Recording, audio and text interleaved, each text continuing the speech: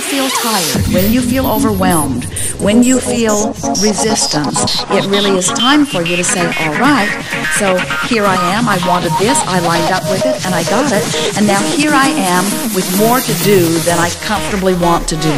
So I'm asking for what? I'm asking for greater ease. I'm asking for greater clarity. I'm asking for more helpers. And the only thing that keeps that from coming is if you are one of those not so rare humans who is still trying to justify your well-being through your hard work. And a lot of you sort of have that stuck in your craw, that gain comes from determination, and that pain and gain are sort of synonymous. When you realize that if you take the time to line up energy so that you allow circumstances and events to be orchestrated, and then you follow with inspired action doesn't make you tired. If you line up and follow through with inspired action, we wouldn't be having this conversation. You just got to decide that you're selfish enough that you're not going to mess up your life by worrying about somebody else's life not being as good as yours. That's a little bit what we can feel stuck in your vibrational craw.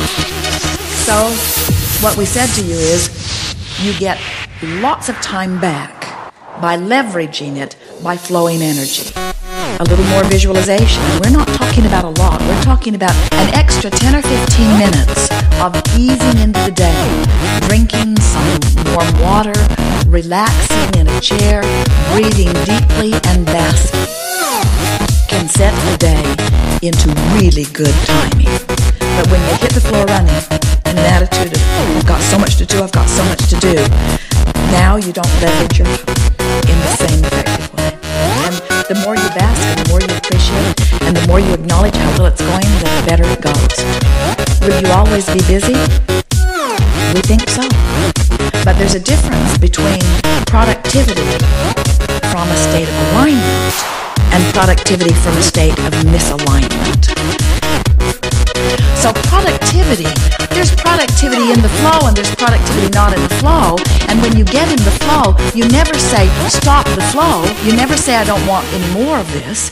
And so the key to the joyful life that you are achieving and that you want more of is just to bask in the pleasures and to downplay what goes wrong and to look for the good things and to emphasize those and to de-emphasize what goes wrong and talk about it little and not at all.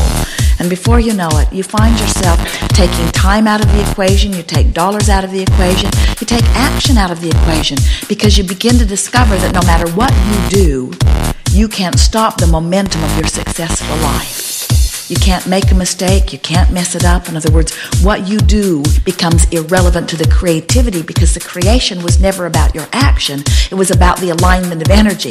Your action is just the way you enjoy your creation.